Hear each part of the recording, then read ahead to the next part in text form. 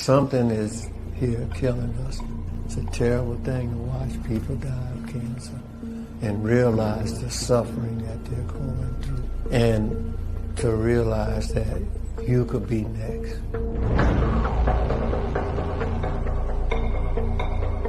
Welcome to Reserve, Louisiana. This is the cancer capital of the United States. But we know that people in this little town is suffering at a cancer rate that's 700 to 800 times that of the nation. We're in what's known as Cancer Alley in Louisiana, an area between New Orleans and Baton Rouge lined with petrochemical plants and refineries. Most of the towns here are poor and black with extremely high rates of sickness and suffering. Robert Taylor has lived here all his life, and he's surprised he's made it to the age of 77. And my mother got cancer. My brother died of lung cancer. My sister's son died of lung cancer. My wife got it, my daughter. When it wasn't close relatives, it was the next door neighbor and the people down the street. He's currently in a legal battle against a large chemical plant a few blocks from his house. It's the only plant in the U.S. which makes chloroprene, a chemical the EPA says is a likely carcinogen.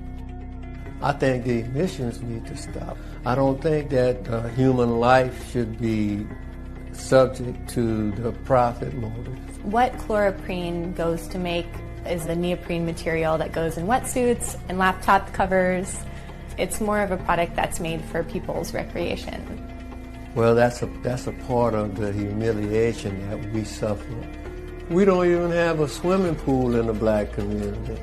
The predatory attitude that the powers that be have toward black people has not changed since slavery.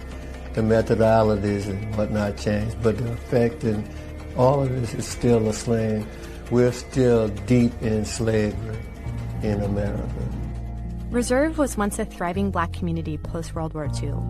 Robert's parents and many others were drawn to work in the large sugar refinery or farming the surrounding sugarcane fields. The sugar company closed in 1985, and now petrochemical companies have bought out much of the town because of its proximity to the Mississippi River, highways, and railroads. All that's left of Robert's childhood neighborhood now is this cemetery, which is ironically filled with Robert's relatives who mostly died of cancers linked to the emissions. All of our ancestors here now are covered by this monstrosity here. So you have to visit from here? I had to either visit from here or I can't go on that property without, I can't even walk across now to go into the cemetery. This is the cemetery. Across the tracks, this is where I was standing with Robert. Petrochemical companies own all of the surrounding land.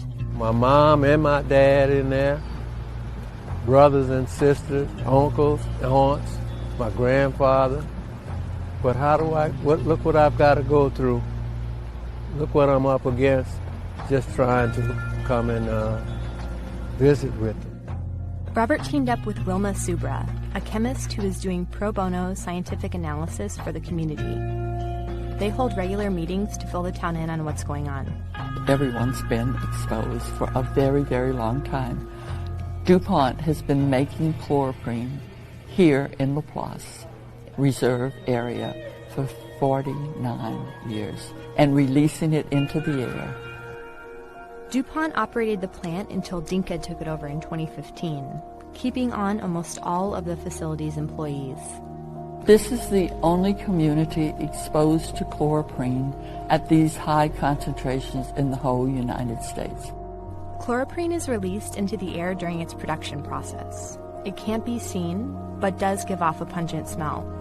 The chemical enters the body when it's breathed in, ingested, or absorbed through the skin, and is linked to liver, kidney, and digestive cancers, as well as leukemia, heart, and reproductive problems. So in your opinion, is it undeniable that it's linked? Yes, it is totally undeniable that the link is there, yes. We have the Fifth Ward School right there with the lower elementary being really, really exposed. This school is a big point of contention. Robert went to school here in the late 50s, early 60s during segregation. It's still a majority black school today. The school has levels of chloroprene that are 400 times higher than what the EPA says is safe to breathe. A large percentage of these students live right here as well.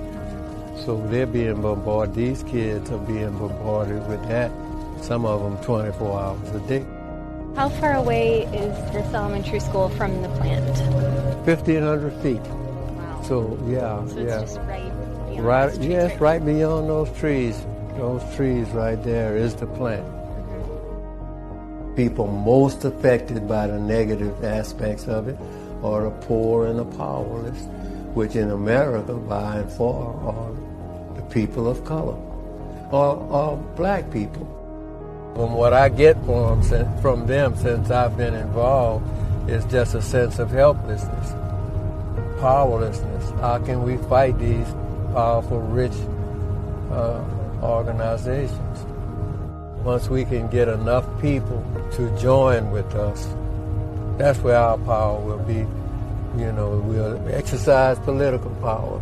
That's where our hope lies in.